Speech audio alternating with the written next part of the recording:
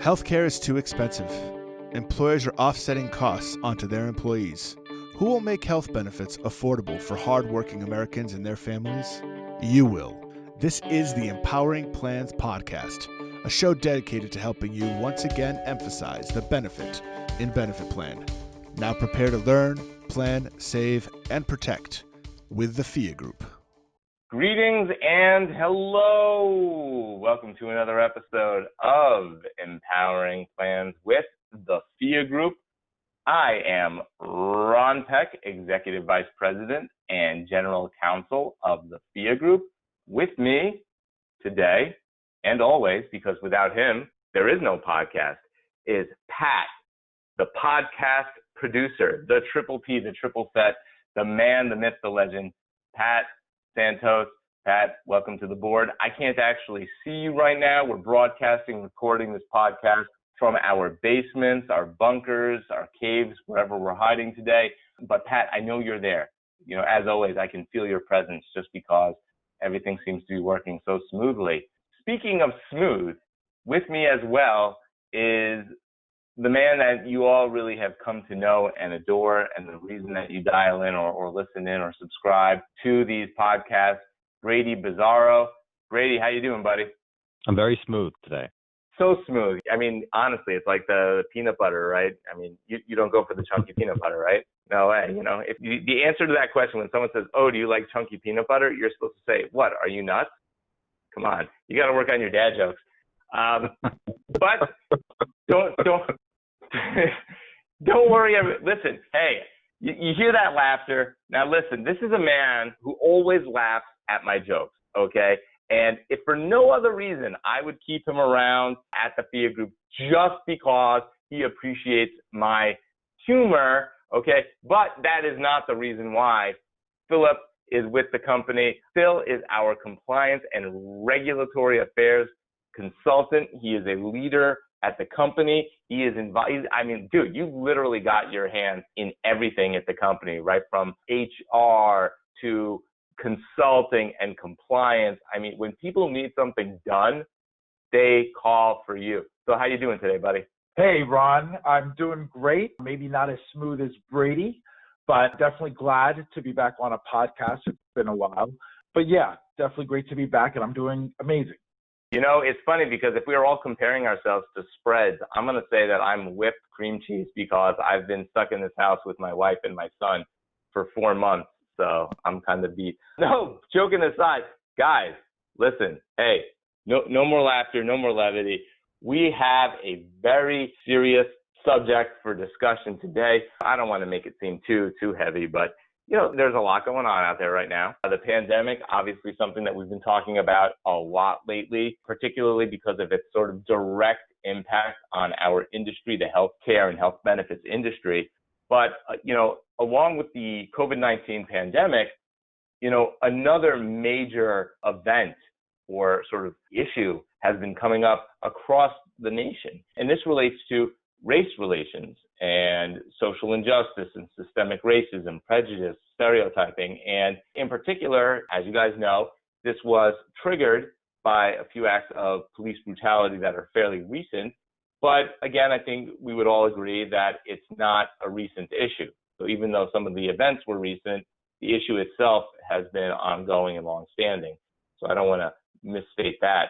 But I think that when you look at what's going on right now between the protests and the movements, and sort of both at the business and corporate level, employers are sort of racing each other to see who will be the first to make the next big statement on social media or make a big statement in their business practices. And just people of every kind of race, religion, ethnicity, background coming out in these droves and protesting, despite the fact that, frankly, it is more dangerous now to gather in groups than, you know, most times in history because of the disease. People are still doing this. You know, it's amazing to see. And I think that people may look at what's going on and say, well, you know, why now?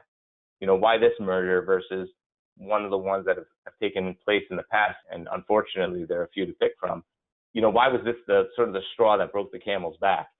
And I think, and I could be wrong, I think that in a lot of ways, we're dealing with a powder keg right? People were already, in general, feeling a lot of anger, a lot of anxiety, a lot of stress because of the pandemic, because of COVID-19. You know, we're stuck in our homes, we're wearing these masks, we're afraid for our health, we're afraid for the health of our loved ones.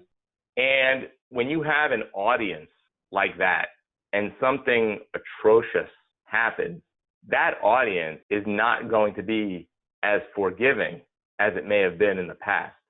And I know during webinars and past podcasts, we've tried to identify silver linings and, you know, opportunities or maybe some good things that might come out of this pandemic, because obviously the loss of life, the amount of suffering it's causing, the impact on the economy, the loss of jobs, you can't really find a lot of great things out of this.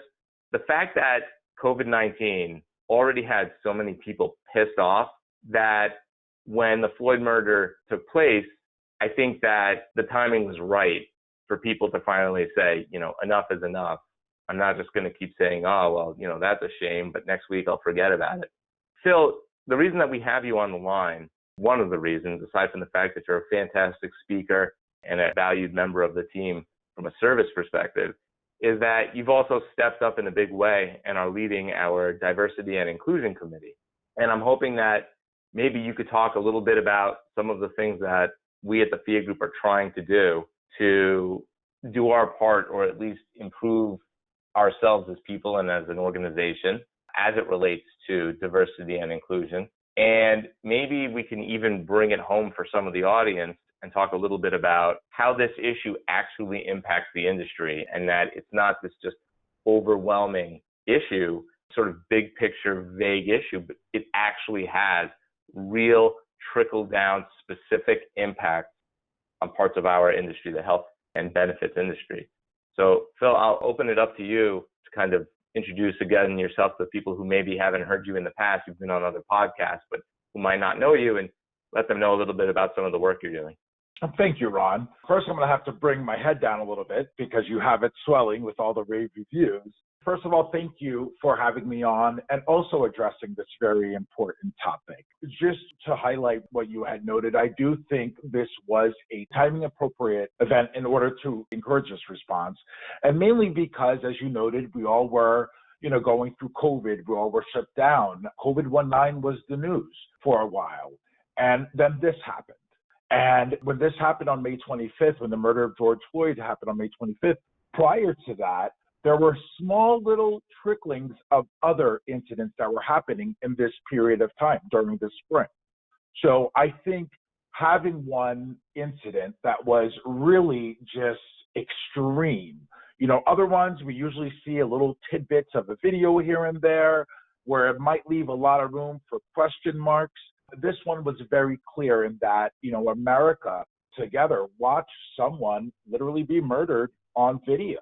And there was just no way to justify this. Having someone kneel on someone's neck, on another human being's neck, for 8 minutes and 46 seconds while they're pleading for their life, there's just no way to justify that or try to put it in some kind of angle where it left any question marks that this was an injustice.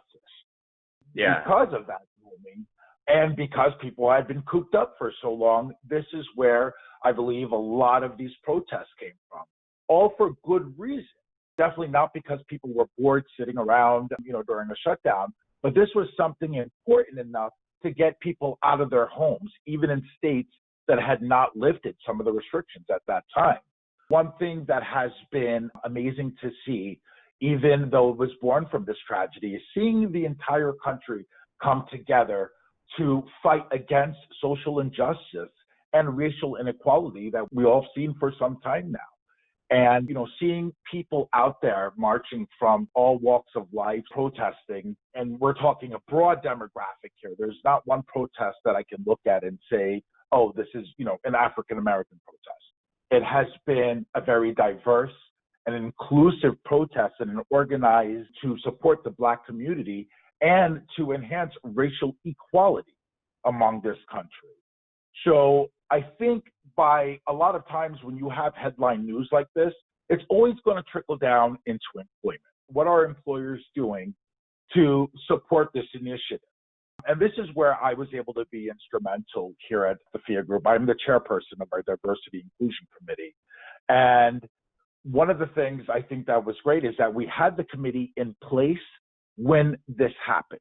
And when it became very clear that it was no longer appropriate to stay silent on these issues, regardless of what capacity you're representing this world, whether as an employer or whether just as a citizen, it was definitely not the time where companies needed to be silent, especially because there's two angles we're looking at. We're looking at the outward image and we're looking at the internal image among their employees.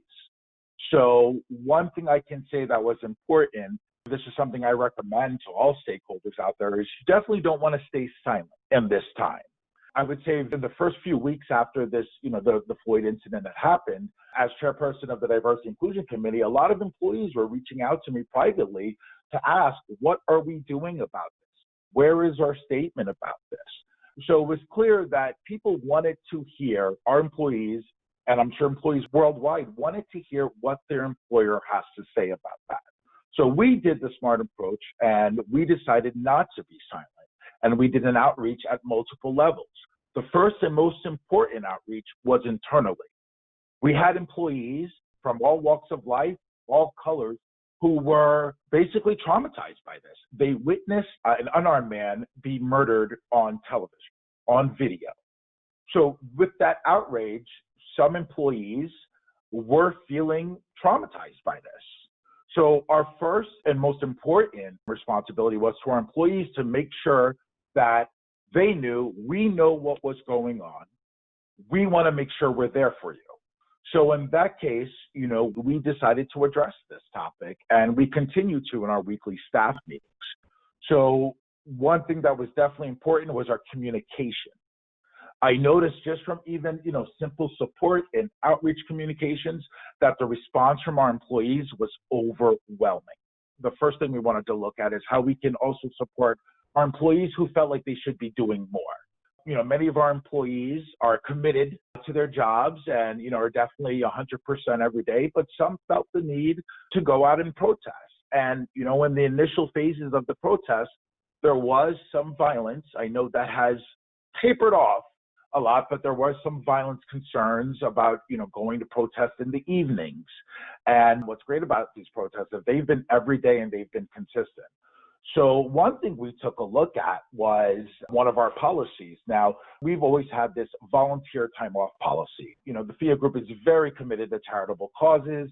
And as part of that, we had adopted a policy in which we allowed up for a certain amount of time to be used as almost a PTO, a personal time off, but that would be used to support either a charitable cause or somehow impact the community, to benefit the community that we're in. So one thing that we did, which was really great, and with the support of the compliance team, is we expanded that volunteer time off policy to include protests, for safe and peaceful protests.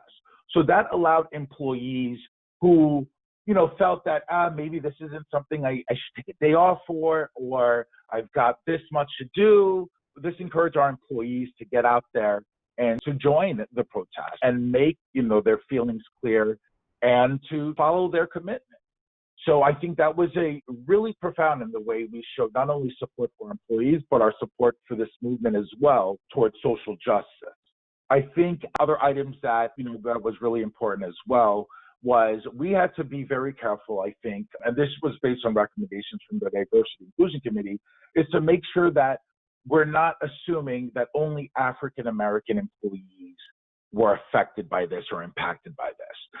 And the reason why I say that is because if you start, kind of singling out like, well, this group has, more to, be concerned about or outraged about, you're ignoring the other demographics within your company that might be equally as outraged and want to express their feelings and sentiments.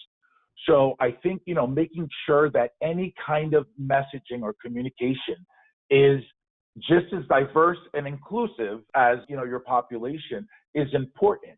I know, again, this started off as an issue with law enforcement, but obviously it's grown into a bigger look at the country, at our policies, at other areas of, that where racial inequality can be demonstrated.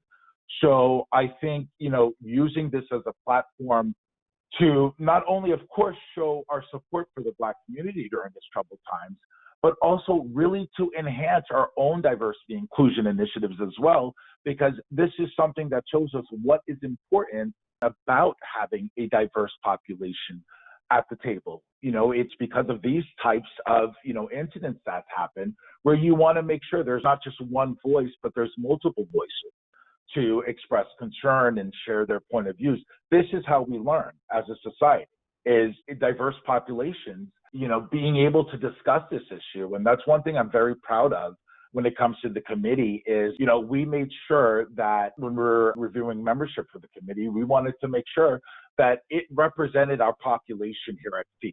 We didn't want it to make it a minority committee. It's a committee that's, has individuals from all races, all ethnicities, LGBTQ. We wanted to make sure it was just as well-rounded to make sure that we're always addressing issues that could impact every community. And this is one of those issues as well. I think also... Okay.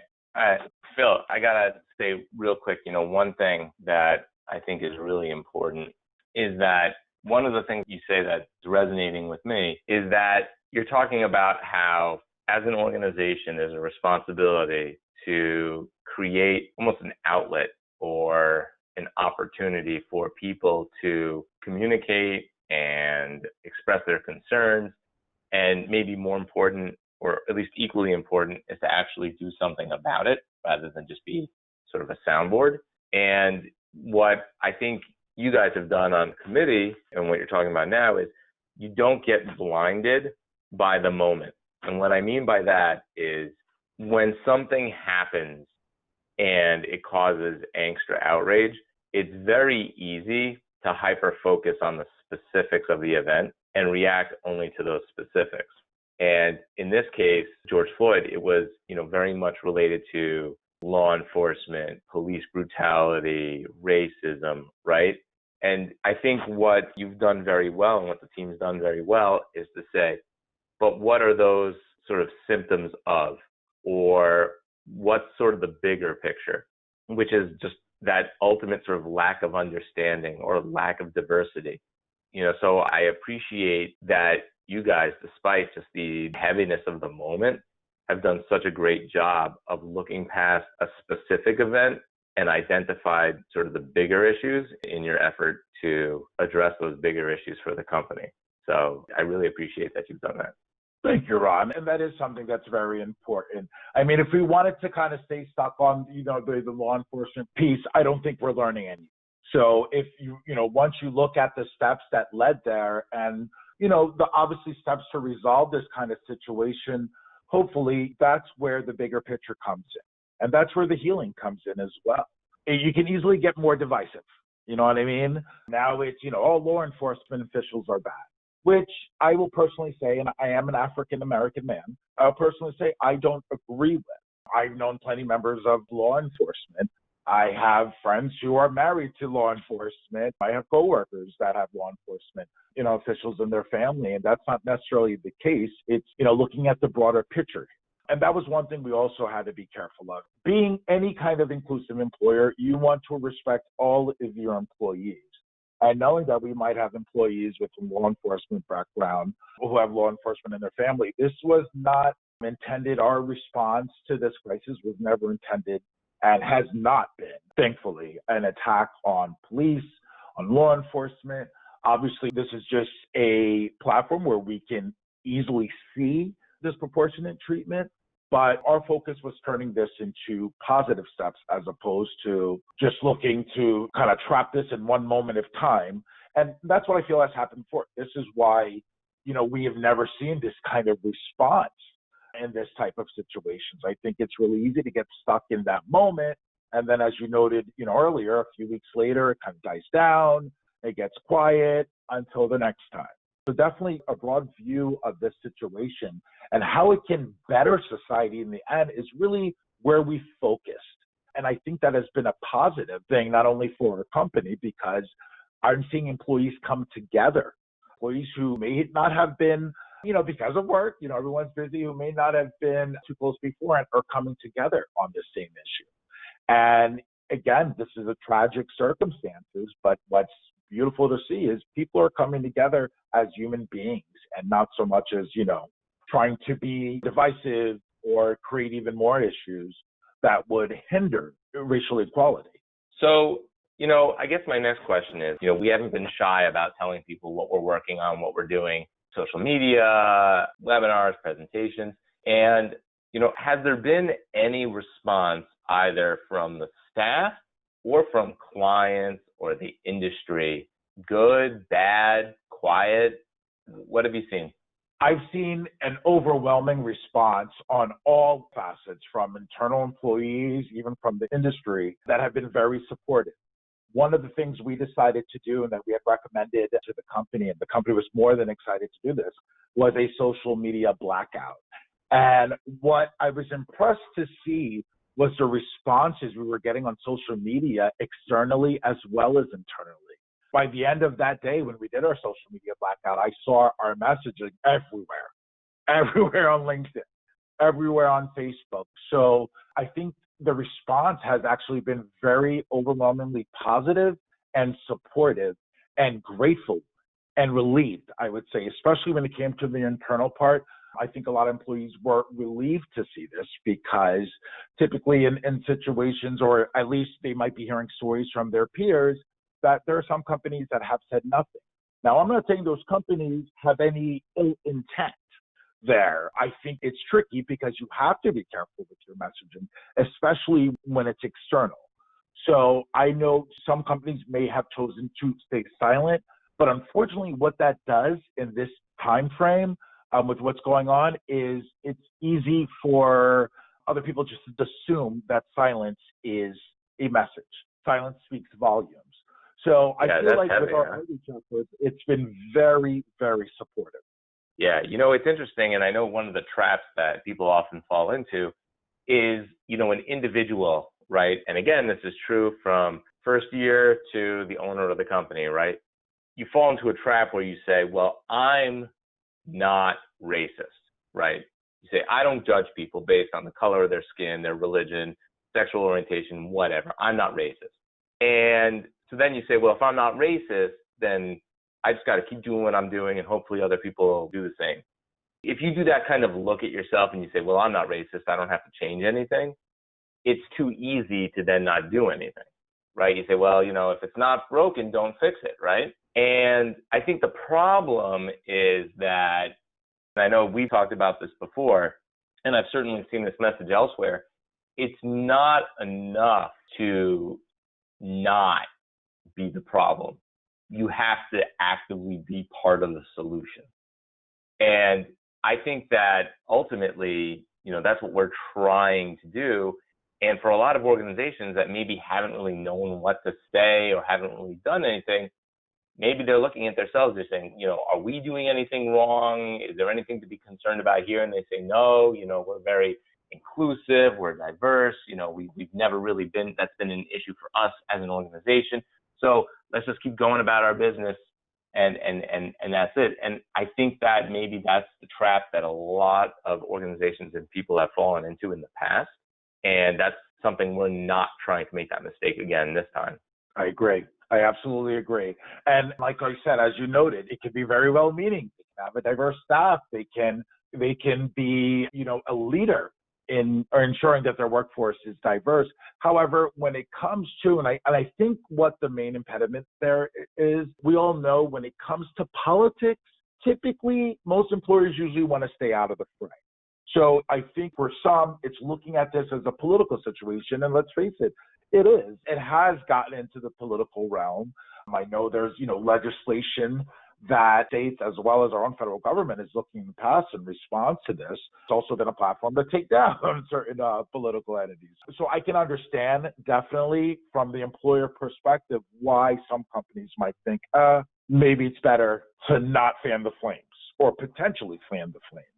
So that's why you really have to be careful. I mean, as we noted, it's not staying silent. It can be taken as volumes or it can be taken as staying silent. But in this climate right now, especially if you do have a diverse workforce, you want to do some kind of messaging, whether it's internal or external. You want to make sure your employees feel supported. You want to make sure other individuals in your industry make sure that you're expressing your support as well and how you stand. So, Phil, one of the things that I want to mention, and I think that this is important, is that for organizations that maybe don't know what to do or how to do it, look around, identify organizations that you respect and learn from them or mimic them or improve upon what they're doing. And I assume you would take it as flattery if people listen to this podcast and the things you've done, look at our social media, look at what we've talked about, on webinars and podcasts, and say, hey, why don't we do the same thing? Why don't we expand our volunteer time off and, create a committee and go for it? I think that for people who don't know what first step to take, I think that that's a great way to do it. And, the last question or the last thing, and Brady, I know you've been silent and I apologize for kind of boxing you out, but for organizations that say, well, this is all relating to society and these big political things, like you said, Phil, people don't necessarily want to get involved in politics if they don't have to. And that's not my job. That's not what this company does.